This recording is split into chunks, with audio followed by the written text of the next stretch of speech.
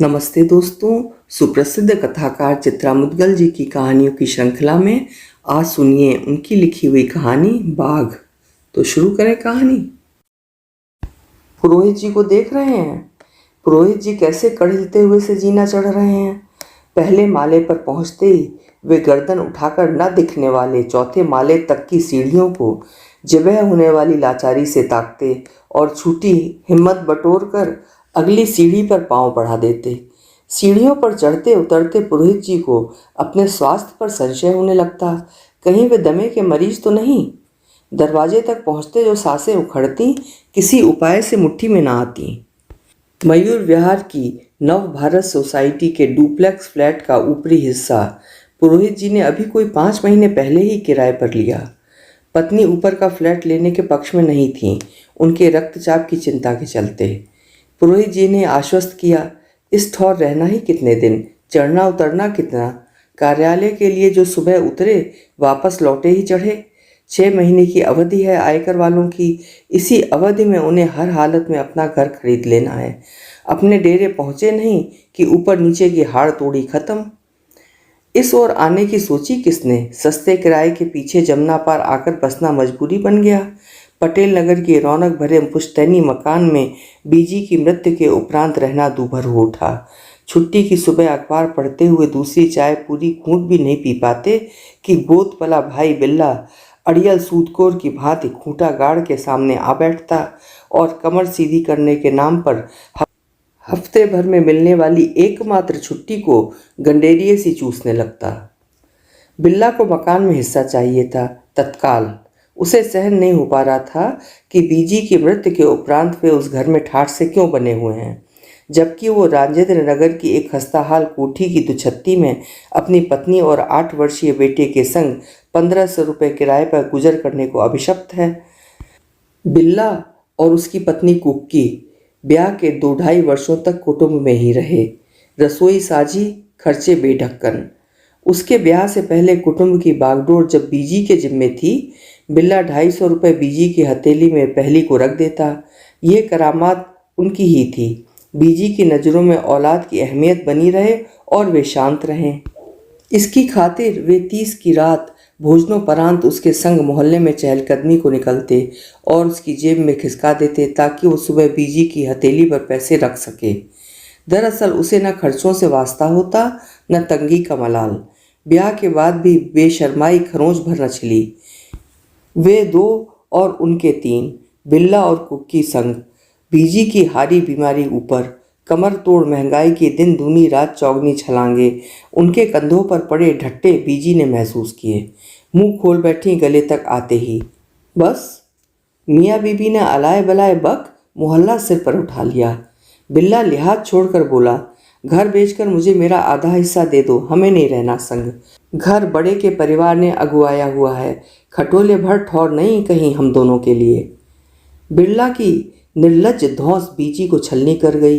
मोहल्ले वालों का छज्जों पर लटक कर उनके घर की नंगई में रस लेना उन्हें अधिक अखरा। हफ्तों बिस्तर से लगी रहीं।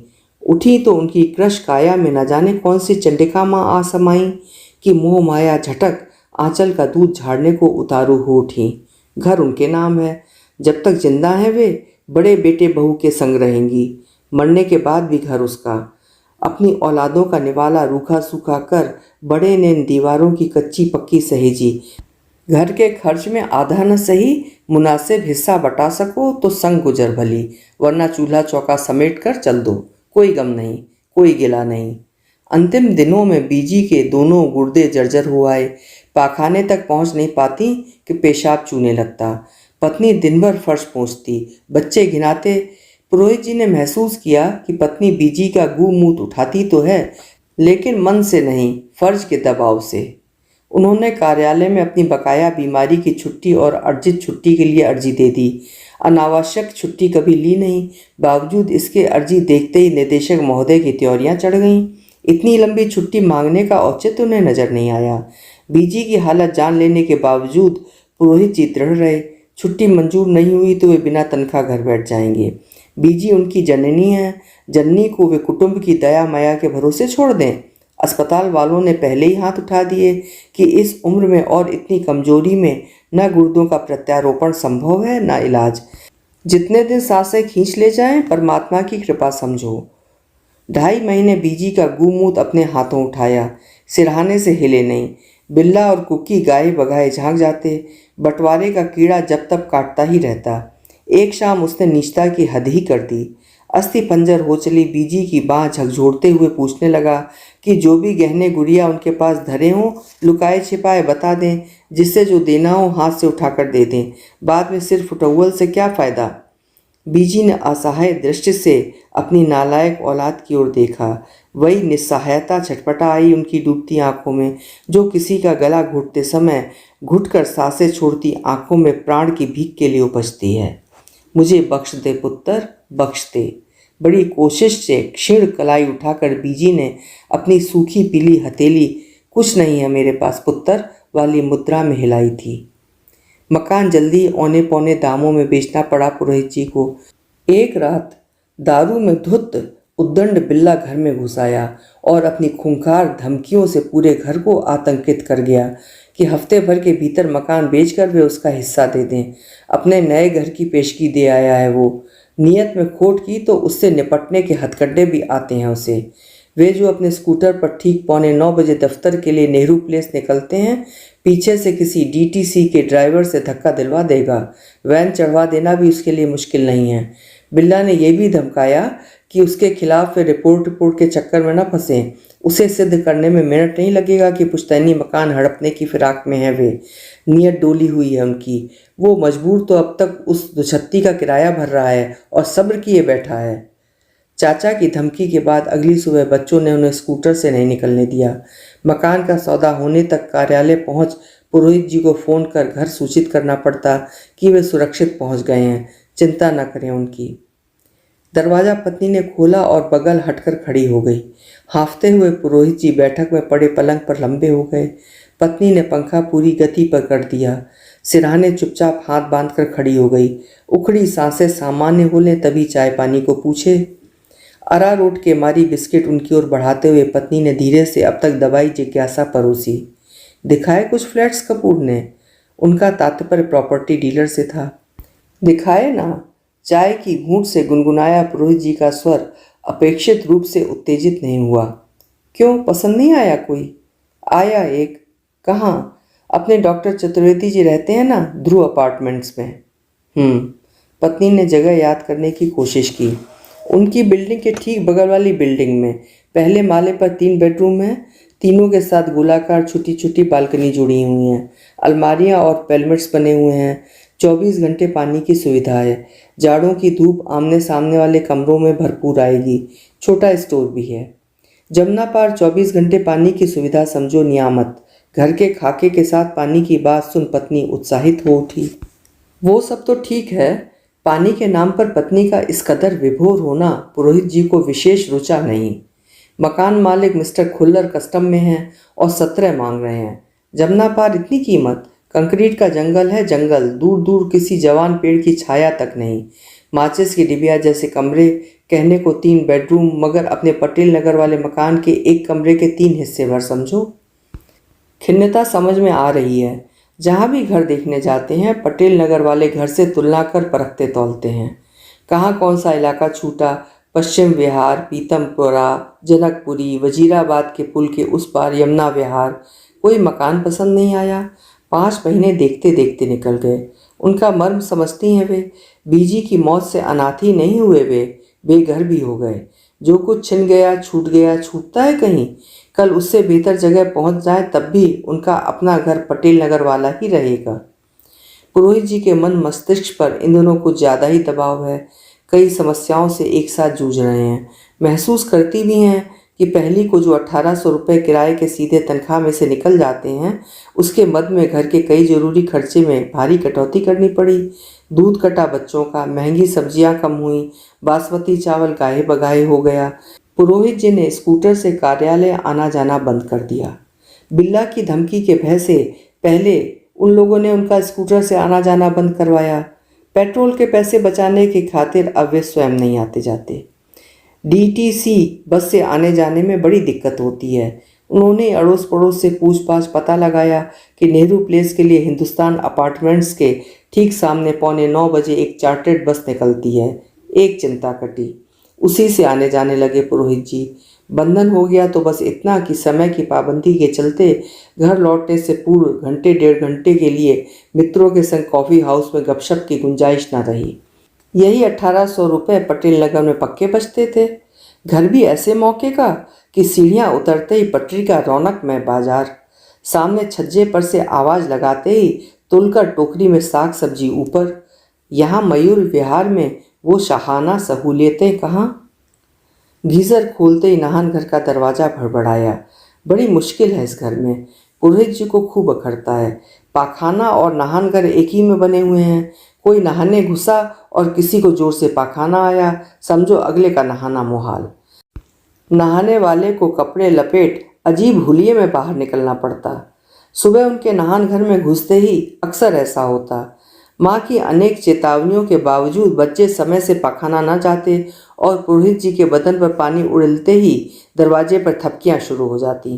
पटेल नगर वाले घर में शुद्ध अशुद्ध का कितना विचार था। कौन? गीजर बंद कर उन्होंने भीतर से टोली। पत्नी की आवाज़ आई, सुनिए, ग भाई साहब का फ़ोन आया है आपके लिए पड़ोस में। समझ गए कि ग को विशेष रूप से उन्हीं से बात करनी होगी, वरना पत्नी नहाते हुए उन्हें कम ही छेड़ती है। अच्छा हुआ बदन पर पानी नहीं डाला। उतरी लुंगी के ऊपर कुर्ता डाल वे उपाध्याय के घर फ़ोन सुनने निकले। इस घर में फ़ोन ट्रांसफ़र नहीं करवाया, यही सोचकर कि अपने घर में ही सीधे ट्रांसफ़र करवाएंगे। बहुत करीबी मित्रों को ही पड़ोसी का नंबर दे रखा है, इस हिदायत के साथ कि जब तक कोई बेहद ज़रूरी संदेश ना हो पड़ोसी को बुलाने का कष्ट न दें। बोल भाई ग, क्या समाचार है? यार तुम मकान खरीदना चाह रहे हो ना? मकानों की मुंह दिखाई के अलावा मैं आजकल कुछ कर भी नहीं रहा। कोई है नज़र में? है, यहीं मेरी कॉलोनी में ही। तेरी कॉलोनी में? दक्षिण दिल्ली में? पुरोहित जी की अकुलाती उम्मीद की नाव में अचानक छेद हो गया। वहाँ के भावों का अंदाज़ा है मुझे। 4000 रुपये प्रति स्क्वायर फुट, 20-22 से कम में नहीं पड़ेगा मेरी ज़रूरत का फ्लैट। समझने की कोशिश कर, जो बात मैं खुलकर कहना चाहता हूँ फ़ोन पर संभव नहीं। दीवारों के भी कान होते हैं और मैं ठहरा सरकारी मुलाजिम।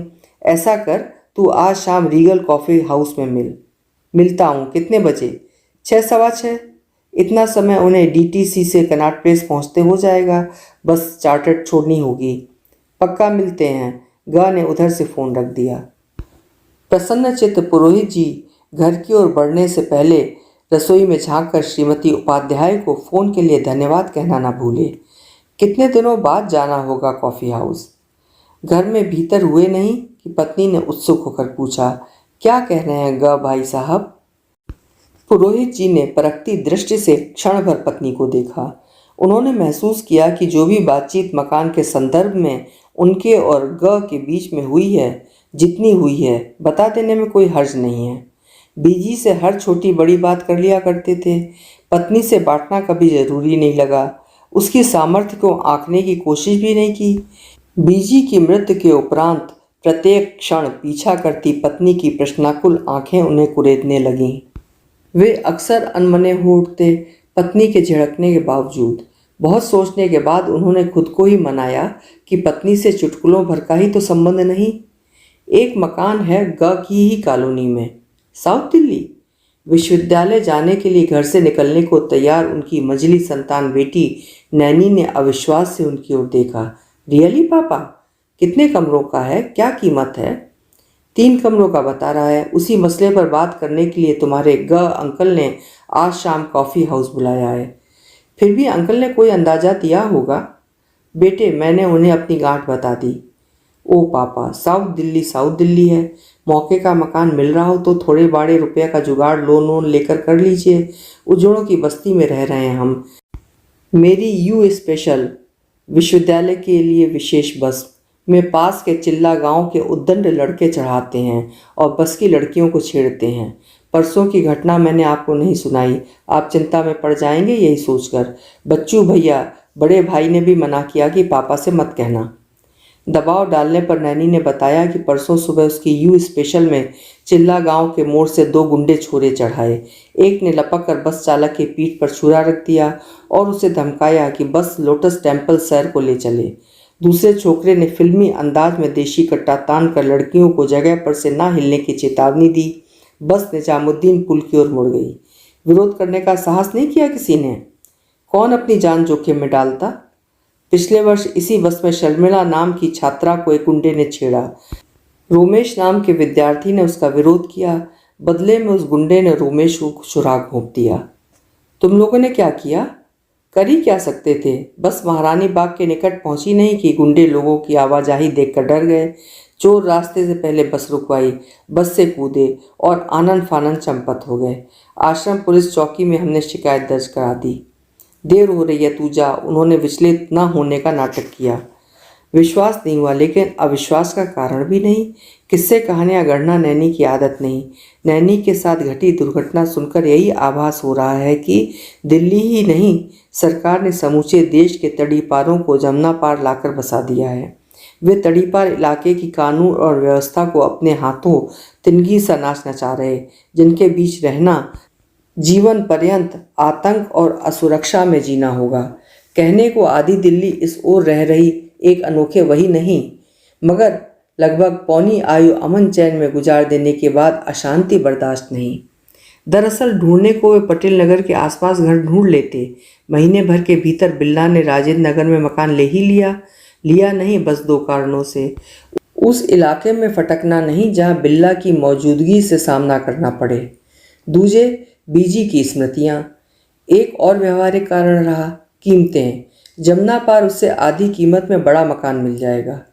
बहरहाल एक बात स्पष्ट हो गई, प्रकट में बच्चे कुछ कहते नहीं, लेकिन जमुना पार रहना उन्हें गले तक अघाए हुए था। पुरोहित जी के मन में दक्षिण दिल्ली के मकान के विषय में एक अव्यक्त किस्म का दबाव बनने लगा। नहानघर में दोबारा घुसते हुए उनका दिमाग तेजी से बीमों आदि पर कर्ज की संभावनाओं के विषय में सोचने लगा। नैनी के तर्कों में दम है, एकदम आंखें नहीं मूंद सकते उससे। अच्छी जगह रहने के अपने मायने हैं। पटेल नगर की कीमत अब अनुभव हो रही है। जीवन में एक बार घर बनाता है आदमी, आगा पीछा सोचकर ही बाबूजी ने पटेल नगर चुना होगा। पुरोहित जी के कॉफ़ी हाउस पहुंचने से पूर्व ग वहां पहुंच चुका था और बाईं ओर की बड़ी खिड़की के निकट वाली मेज अगुआए बैठा हुआ था, ऐसे कि उस मेज पर 2 व्यक्तियों से अधिक बैठी न पाएं और उनके एकांत में खलल न पड़े। देर हुई तुम्हें पहुंचे? पुरोहित जी अपराध बोध से भरे हुए बोले। आधे घंटे से ऊपर हो गया। वो तो ठीक है, मगर तू अटक कहाँ गया? मैंने यहाँ से तुझे फ़ोन भी किया, फ़ोन भी व्यस्त मिला लगातार। क्या बताऊँ? बोलते हुए पुरोहित जी बेस्वाद हो आए। कागज पत्तर समेटे नहीं कि निदेशिका महोदय ने एक केंद्रीय मंत्री का अभिभाषण सरका दिया मेज पर अनुवाद के लिए। बहुत ज़रूरी है पुरोहित जी, निपटा दीजिए चलते चलते। ओहो, लावण्यमयी श्रीमती मोहिनी श्रीवास्तव हैं आजकल तेरी बॉस। मना कैसे करता उन्हें? 5 उंगलियां घी में और सिर कढ़ाई में। पटरी पर आओ बंधु, छिछोरेपन की उम्र गई तुम्हारी और मेरी। अपनी कौन छिपी? पटरी पर चढ़ते उतरते न रहते भैये तो केंद्रीय अनुवाद ब्यूरो की रूखी नौकरी हलक की हड्डी हो गई होती। ग ने बेहयाई से दाहिनी आंख दबाई। सो तो है। मोहिनी श्रीवास्तव से खिन्न पुरोहित जी ग से सहमत हुए। अनुवाद की खड़ताल बजाते चाटते हम भी ससुरे असल से अनुवाद होकर रह गए। कॉफ़ी मंगवाई? मंगवा के रख लेता, मगर अफसोस कि मैं संजय नहीं, वरना दिव्य दृष्टि से देख लेता कि पुरोहित जी की सवारी कॉफ़ी हाउस की सीढ़ियाँ चढ़ रही है और जनाब की खिदमत में मुझे फ़ौरन कॉफ़ी का ऑर्डर दे देना चाहिए। क्यों, बहुत मुंह सुखा दिया निदेशिका महोदया ने? पुरोहित जी झेप उठे। चलो खिदमत में हम हाजिरी बजा लाते हैं। उन्होंने बैरे को बुलाकर कॉफ़ी का ऑर्डर दिया और अब तक दिमाग में भरी बजबजा रही खुन्नस को झटक चेहरे पर प्रफुल्लता उड़ी। कुछ भी कहो, ग जीवंत है। ग के चलते उन दोनों कार्यालय का निहायत बोर वातावरण सरस हो उठता। लंच के जमावड़े में एक के बाद एक मांसाहारी चुटकुलों के ठाकों से हलक में कौर अटकने लगते। महिला सहकर्मी मुंह घुमाकर झेपने लगती, मगर दूसरे दिन फिर डिब्बा लिए उसी जमावड़े में संग होती।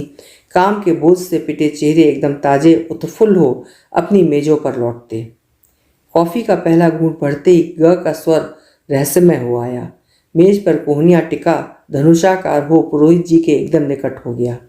काम की बात पर आए। मेरा मकान देखा है ना तूने? देखा है। मेरे मकान की ठीक पीछे वाली गली में एक मिस्टर खां का मकान है। हमारी पूरी बस्ती हमारे मजहबियों की है। मिस्टर खां एकमात्र ऐसे व्यक्ति हैं जो दूसरे मजहब के हैं। पिछले साल भागलपुर में हुए दंगों की प्रतिक्रिया में चांदनी चौक वगैरह में कर्फ्यू लग गया तो हमारी मुख्य सड़क से लगी उस पार की पूरी बस्ती में भयानक दंगे फैल गए। तुम्हें याद है? भूलना मुश्किल है। कहते हैं ना, हमारे घरों में साग सब्जी काटने वाला तेज धार एक मामूली सा चाकू तक नहीं होता। फिर भी तुमने अखबारों में पढ़ा होगा कि हमारे मजहबियों ने उस पार की बस्ती में घुसकर बस्ती के बाशिंदों के घर फूंक दिए, दुकानें लूट लीं। प्रतिवाद में उन्होंने भी अपनी बस्ती में रह रहे हमारे मजहबियों के इक्के दुक्के घर फूंक दिए, संपत्ति लूट ली। याद है? याद है। विषाद की सिसकारी सी खींच क्षण भर को पुरोहित जी ने आंखें भींच ली। बंद आंखों के आगे नरभक्षी लपटों से घिरी रोंगटे खड़ी कर देने वाली इंडिया टुडे की दंगों की सचित्र रिपोर्ट घूम गई। पुरोहित, फिर वही होगा, वैसी ही लपटें उठेंगी, बस्तियां सुलगेंगी। दोनों मजहबियों के बीच जो विवाद इधर तूल पकड़ रहा वो लोगों को वारे न्यारे के लिए उकसा रहा। तू मेरा संकेत समझ गया होगा। अपने बोए सींचे खेल में सरकार चूहे सी फंस गई चूहेदानी में। मौलवियों संतों से बातचीत के जरिए किसी समाधान पर पहुंचने की कोशिश नाकामयाब रही। हाँ, समाधान के लिए मांगी गई अवधि मात्र कुछ हफ्ते शेष है। पुरोहित जी ने विचार मग्न हो टिप्पणी की। बातचीत में ये उनकी पहली भागीदारी थी। अपनी भागीदारी पे वो स्वयं चौंके। कुछ देर पहले तक उन्हें ग की बातों में संकीर्णता की बू आ रही थी। वो बू कब कैसे स्वार्थ रस में रंग बदलने लगी उन्हें महसूस ही नहीं हुआ। बस कुछ हफ्तों का खेल है। तोते उड़े हुए हैं जनाब ख के। हमारी बिरादरी के बीच बच्चू रह तो रहे मगर बाघ के सामने बंधी बकरी से। दाहिनी आंख छोटी कर कुटिल भंगिमा बना ग ने भौहें उछाली और चिर परिचित अंदाज में धुधुआता ठहाका भरा। पुरोहित जी की क्षण भर पहले की भागीदारी को विवेक का हल्का सा झटका लगा। वे अचकचा उठे। हमेशा की भांति ग के ठहाके में वे स्वयं को सम्मिलित नहीं कर पाए। ठहाके की तरंग शांत होते ही ग ने कॉफी का अगला घूंट भरकर बात आगे बढ़ाई। बकरी मिमिया रही, छटपटा रही, उतावली है। जितनी जल्दी हो सके अपना मकान बेच बूझ अपनी बिरादरी में महफूज हो सके। अपनी बस्ती में पहुंचने के बाद भी सुरक्षित होंगे ख। बकरे की माँ कब तक खैर मनाएगी? फिलहाल सामने बैठे बाघ से मुक्ति मिलेगी। जुगाड़ बैठा। मुंह का कौर नहीं गुटका कि सट पेट में। एक तो दूसरे मजहबी का मकान, दूजे दक्षिण दिल्ली की नामी गिरामी बस्ती में। लाखों का मामला है, 20 मांग रहे। शेयर घोटाले के चलते वैसे ही औकातियों ने आंटी के मुंह चाप रखे हैं। सारी दलीलें ठीक हैं मगर यार, एड़ी चोटी का जोड़ लगाने के बावजूद मुझसे 20 का जुगाड़ होने से रहा। गरजू है ख। लाख 1.5 लाख नीचे उतर आएंगे। सोना मिट्टी के मूल फूंकने से रहे। पुरोहित जी के चेहरे पर हताशा ने झाई मारी। तू भड़बड़ाता बहुत जल्दी है, दूरंदेशी बन। अब तू ही सुन ले, इतनी बकझक तुझसे क्यों कर रहा हूँ। कल शाम तेरी भाभी से श्रीमती ख कह रही थी हाथ के हाथ सौदा पड़ जाए तो ख साहब 17-18 के बीच मकान निकाल देने को राजी हैं। अपने मजहबियों से उन्हें सुराग मिला है कि अब की रामनवमी पर। पुरोहित जी का प्रलोभन पसीजा। समझाया नहीं भाभी ने उन्हें? समझाया? काहे को इतना घबरा रहे हैं आप लोग? हम लोग हैं नहीं पड़ोस में। मजाल है जो यहाँ पत्ता खड़क जाए। पढ़े लिखे शरीफ रहते हैं, दुख सुख के भागीदार। क्या बोली श्रीमती ख? सड़क के उस पार भी शरीफों का ही मोहल्ला था। गलत नहीं कहा, किसी के पेट में घुसकर था पाना मुश्किल है। तू एक काम कर। बोल। कल शाम खाली होगा? तेरी लावण्यमयी श्रीमती मोहिनी श्रीवास्तव ने ऐन मौके किसी काम में ना उलझा दिया तो। खैर, घर से तू भाभी से कहकर निकल कि मिस्टर खा का घर देखने कल शाम तू मेरे घर आएगा। ठीक 4:45 पर फ़ोन करके मैं तुझसे स्थित मालूम कर लूँगा कि तू मोहिनी की माया से मुक्त है या जब्त। खूब हरियाली है ग की कॉलोनी में। गुलमोहर और छतनार के वृक्षों से पटी साफ सुथरी चौड़ी सड़कें, शांत वातावरण, अपने में मगन मस्त लोग। दक्षिण दिल्ली में मकान पाने का सपना पुरोहित जी के मन को गुदगुदाने लगा। ग शुरू से ही तिकड़मी है, मामला पटाने में माहिर। क्या अचरज सौदा पट ही जाए। ग के लिए तिकड़मी विशेषण अनुचित लगा। किसके भले के लिए सोच रहा, उसकी कौन सी गोटी अटकी हुई है उनके पास पड़ोस सुख पाने के अलावा। मोहिनी जी की माया का मंत्र सुबह खीसे में डालकर ही निकलूंगा। एक बात ध्यान में आ रही है, पुरोहित जी कहते हुए होंठ चबाकर हिचकिचाए। बोल बोल। यही कि मिस्टर खां से अपनी चादर के विषय में सीधे बात नहीं की जा सकती। फोन नंबर है उनका। मतलब यही कि हमारे पास इतने का डॉल है और इतने तक हम और हाथ पांव मार सकते हैं। क्या क्या? ऐसी मूर्खता ना करना भैये।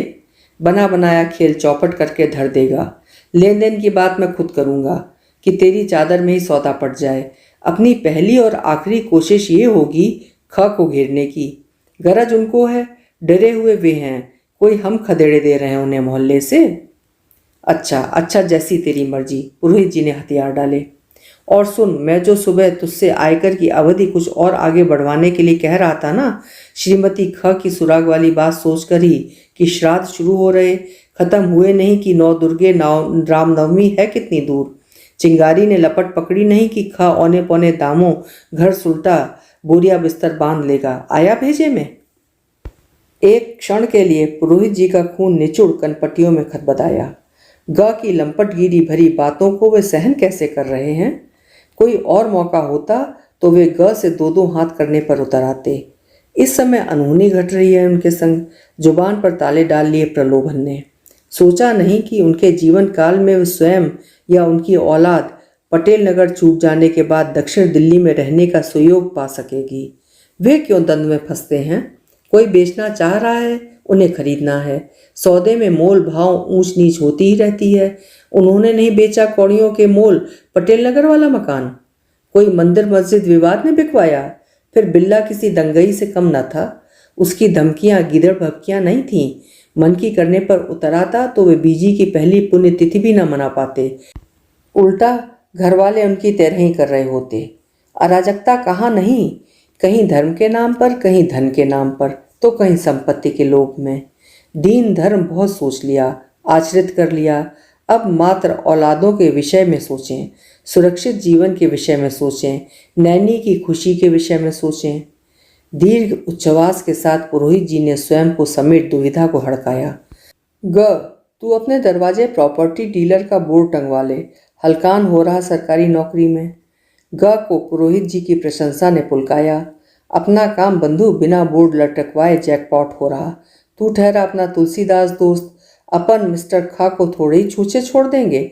डील करवाएंगे उनकी तो उनसे 2% खीसे में। ग ने आदतन आंख मारा अंगूठा ठनकाया। द्वंद्व मुक्त हो पुरोहित जी तेल में छनी फुलौरी से हल्के हो आए। उठे?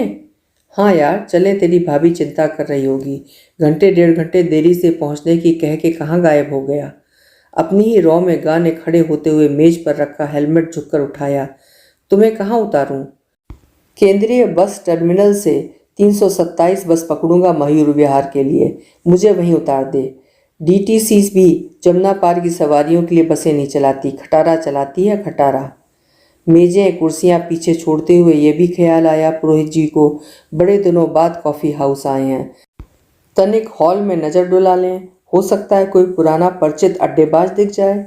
लेकिन दक्षिण दिल्ली में मकान के सौदे की आह्लादकारी संभावना की सूचना शीघ्र से शीघ्र घर पहुंचकर पत्नी बच्चों को सुना देने का अधैर्य संवरण न हो पाने के चलते वे कुछ खुश कुछ उलझे हुए से कॉफ़ी हाउस की सीढ़ियां उतरने लगे। इस वक्त परिचितों से करनी ही भली, नहीं तो देर में देर। दोनों ओर पांव लटकाकर पुरोहित जी ग के स्कूटर के पीछे बैठ गए। ग के गाड़ी आगे बढ़ाते उन्होंने सतर्कतावश उसके कंधे को पकड़ लिया। अचानक उन्हें महसूस हुआ कि उनकी हथेली के नीचे ग के जकड़े कंधे की जगह किसी की सख्त नुकीली बालों भरी पीठ आ गई है। अजीब सी अनुभूति हुई। सिहर कर उन्होंने आंखें फाड़कर ग के कंधे की ओर अविश्वास से देखा। सिर चकरा गया। ठंडे पसीने से तर हुआ है पुरोहित जी। दृश्य भ्रम हो रहा है उन्हें, या अचानक तबीयत बिगड़ रही है। कहीं अनजाना का अटैक तो नहीं। पिछले हफ्ते छाती में हल्की सी जकड़न की शिकायत करते ही पत्नी जबरदस्ती पॉकेट 1 के डॉक्टर गुलियानी के दवाखाने खींच ले गई थी उन्हें। ईसीजी एकदम ठीक निकला था। डॉक्टर गुलियानी ने उन्हें सतर्क भर किया कि वे तत्काल रक्त में कोलेस्ट्रॉल जांच करवा लें। इस समय न वो बाईं बाह में पीड़ा का अनुभव कर रहे, न छाती में कोई जकड़न।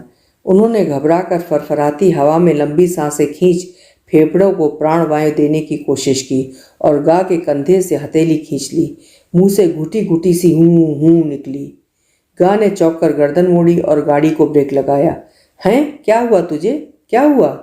मिची आंखें खोलकर पुरोहित जी घबराए हुए से नीचे उतरकर खड़े हो गए।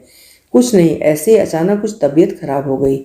जल्दी से जल्दी तू मुझे मयूर विहार के लिए कोई 3 व्हीलर करवा दे। तू पसीने से भीग रहा, तुझे यहीं किसी डॉक्टर को दिखाऊं? ग ने परेशान होकर पूछा। नहीं, ठीक हूं, अब छोड़ने चलूं घर?